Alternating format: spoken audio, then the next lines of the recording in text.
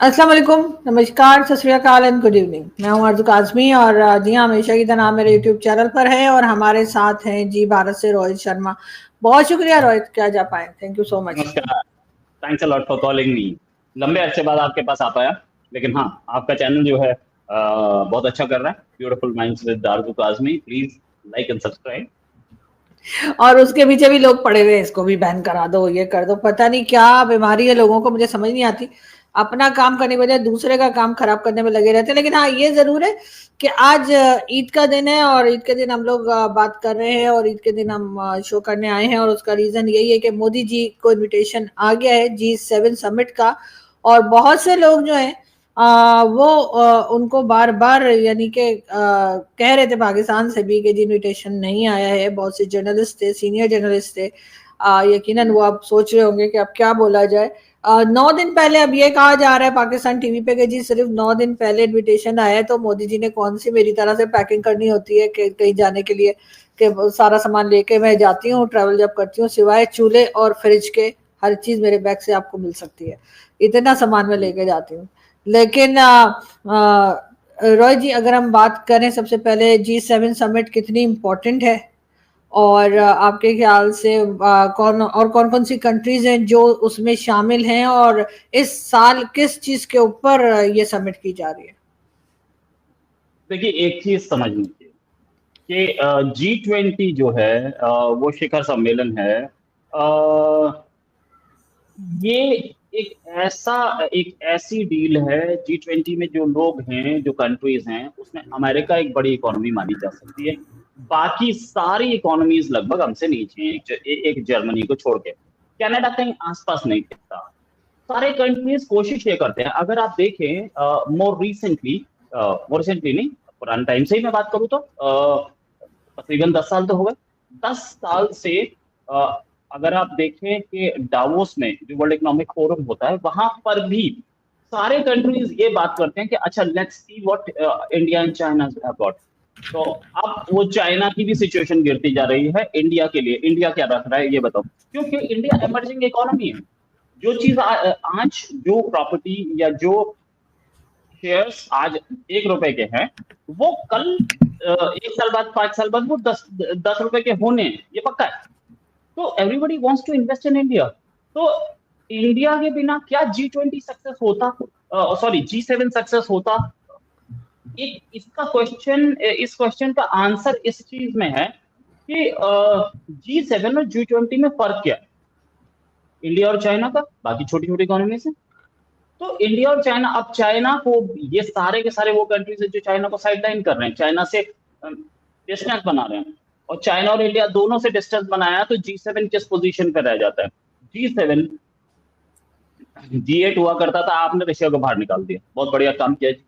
Russia को बाहर निकालने के बाद क्या आपकी क्या पोजीशन है? आपकी टोटल इकोनॉमी कहाँ है? अगर अमेरिका को निकाल दिया जाए तो बाकी सारे मिलकर के तो अमेरिका के बराबर नहीं बनते टोटल, ठीक है ना?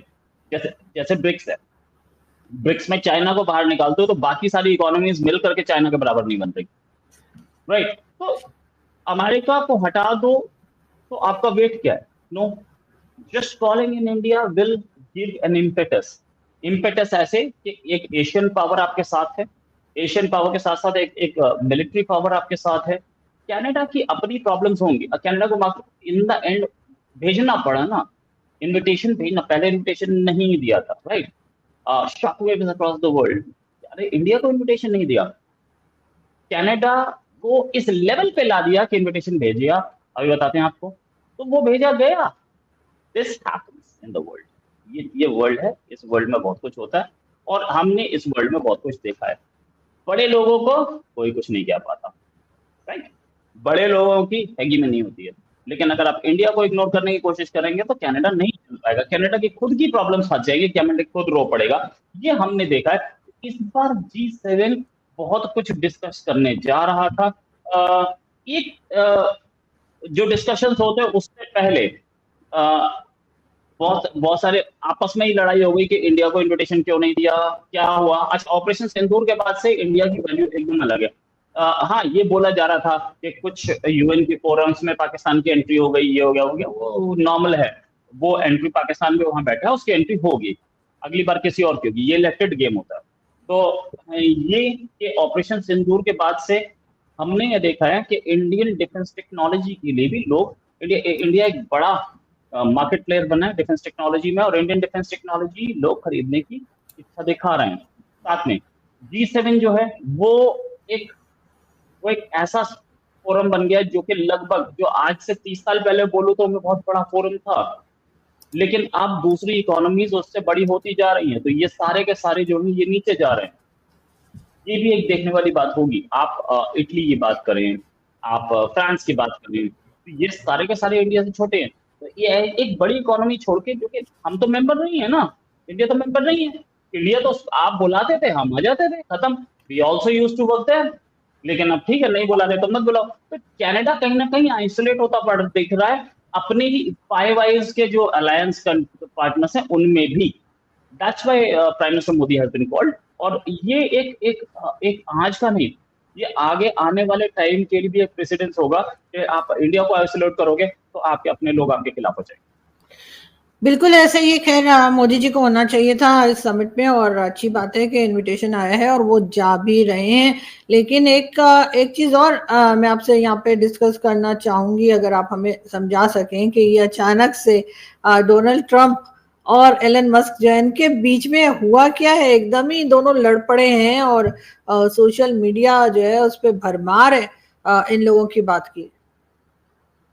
देखिए, एक चीज समझिए कि डोनाल्ड ट्रंप का जो ये टेन्योर था, पिछला टेन्योर जो था, उस समय डोनाल्ड ट्रंप 8 साल यंगर थे और एक ऐसे उम्र के पड़ाव पे हैं जहां पर उनकी रिफ्लेक्सेस वीक हो रहे हैं।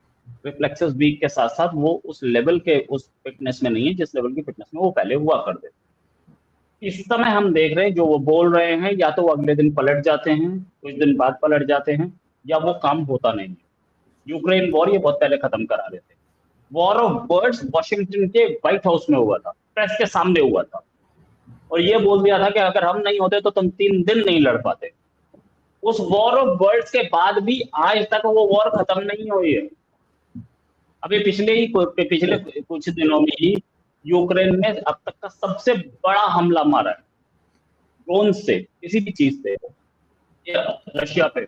कौन दे रहा है उसको? नेटो। नेटो की सप्लाईज आ रही हैं, ओवरनाइटली पूरे पूरे शिप खाली कर दिए जा रहे हैं। पता नहीं है क्या किसी को?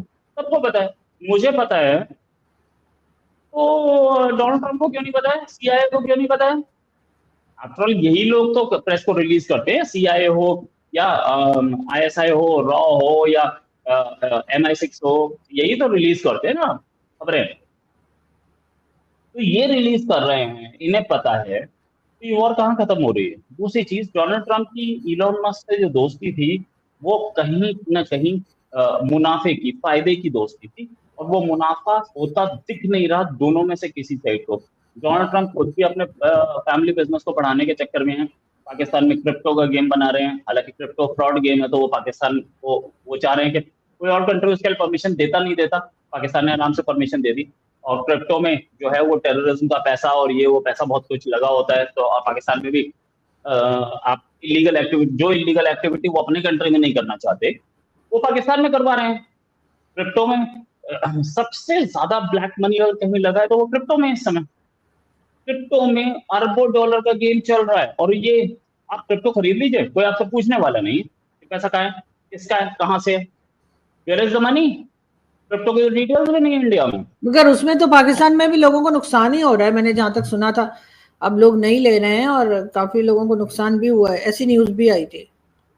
देखिए, क्रिप्टो में नुकसान हो सकता है, वो हर जगह सकता है, लेकिन आपके पास ब्लैक मनी है, 100 करोड़ हो गया, आपने उसको क्रिप्टो में डाल दिया, तो अब तो उसकी अकाउंटिंग ही नहीं है ना, अब तो वो क्रिप्टो मार्केट में है। और 100 करोड़ का 95 करोड़ रह भी गया तो क्या हुआ, आपसे पूछने वाला कोई नहीं। यहाँ से आप क्रिप्टो खरीदियो, वहां पे जाके यूएस पहुंच जाइए, क्रिप्टो को बेचो, और वहीं से पैसा एक इंटरनेशनल अकाउंट में पैसा आ जाएगा, सट से आप उसे निकाल लो, खरीद लो, कुछ भी, कुछ नहीं आपने खरीदना है। तो क्रिप्टो एक ऐसी चीज है जो कि आपको एक बहुत अच्छी फैसिलिटी देता है। वो फैसिलिटी ये है कि अपने अमेरिका के पाकिस्तान के एक अकाउंट से पैसा डाला क्रिप्टो में, ठीक है, और उससे खरीदा, और वो जब आप बेचोगे तो आपके दूसरे अकाउंट में ले लो उसको, और दूसरे अकाउंट से लेकर के उसको वहां पे आप प्रॉपर्टी खरीद लो, बड़े आराम से ट्रांसफर हो गया पैसा, किसी को पता तक नहीं चला, पता भी चला तो कोई कुछ कर नहीं पाया, राइट। तो क्रिप्टो इस तरीके की फंडिंग है, क्रिप्टो इस तरीके का गेम है, क्रिप्टो में आप बहुत ज्यादा गेम नहीं खेल पाएंगे, बहुत ज्यादा गवर्नमेंट्स उसको टैकल नहीं कर पाती, क्रिप्टो में कैसा पैसा पड़ा है, किसका पड़ा है, क्या गवर्नमेंट के पास उसका वो है।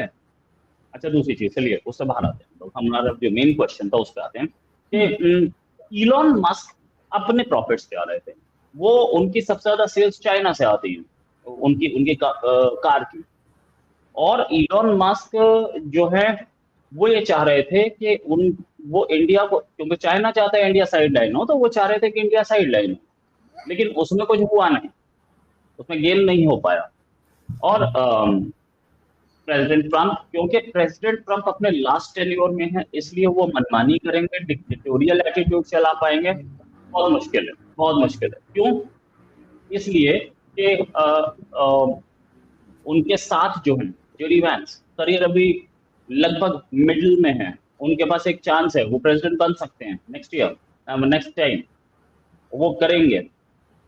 सेक्रेटरी ऑफ स्टेट, उसके पास चांस है, उसका पॉलिटिकल करियर खत्म नहीं हुआ है, वो कहीं वाइस प्रेसिडेंट बन सकता है, कहीं प्रेसिडेंशियल इलेक्शन लड़ सकता है। Secretary of treasury, secretary of defence, ये सारे लोग ये इलेक्शन लड़ सकते हैं।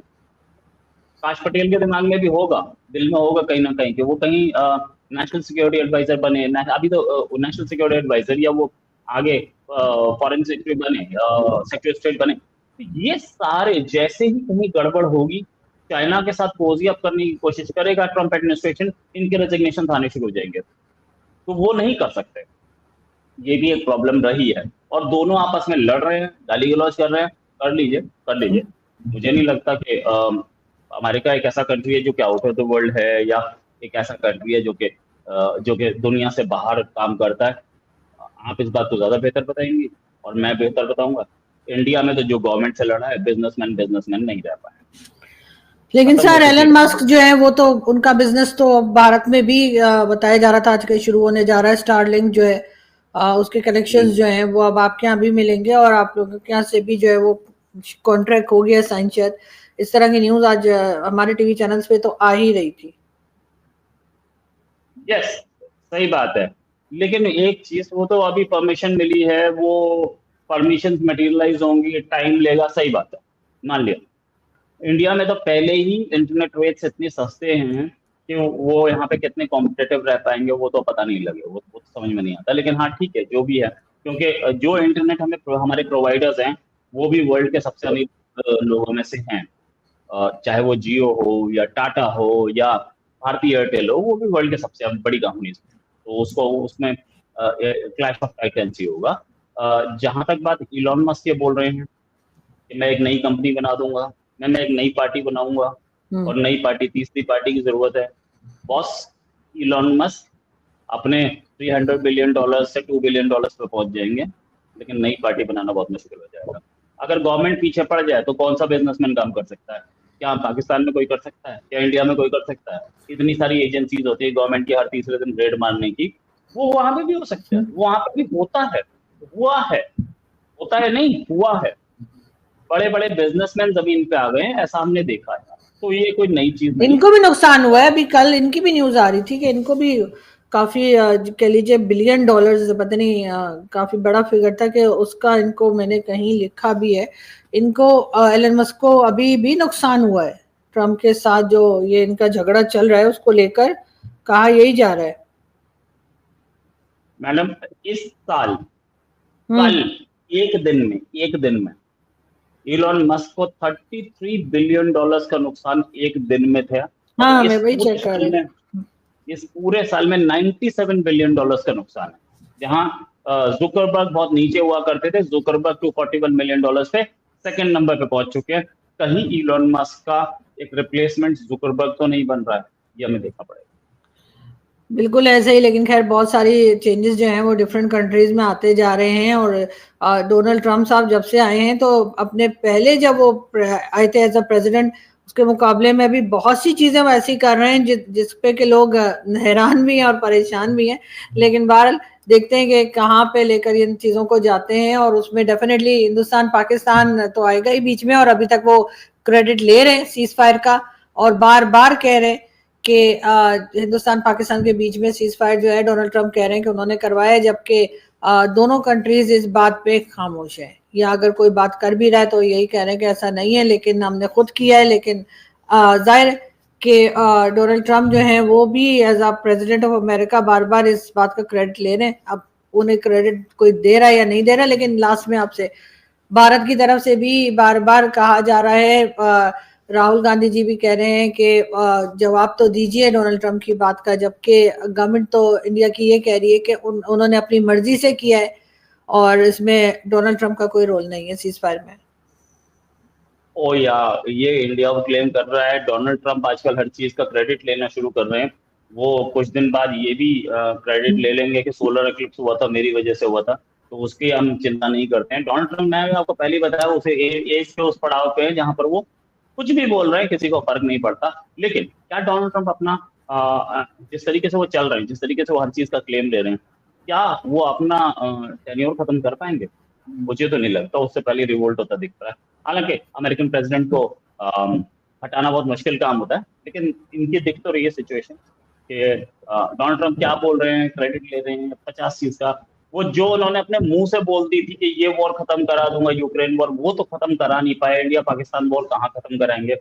बाकी वो जो बोल रहे हैं वो अमेरिकन पब्लिक के लिए, अमेरिकन पब्लिक समझे। बिल्कुल ऐसे ही, लेकिन खैर पूरी दुनिया समझने की कोशिश कर रही है, क्योंकि अमेरिका अगर कुछ करता है तो उसकी तरफ नजर तो सभी की होती है। बहुत शुक्रिया कि आपने आज ज्वाइन किया। Thank you.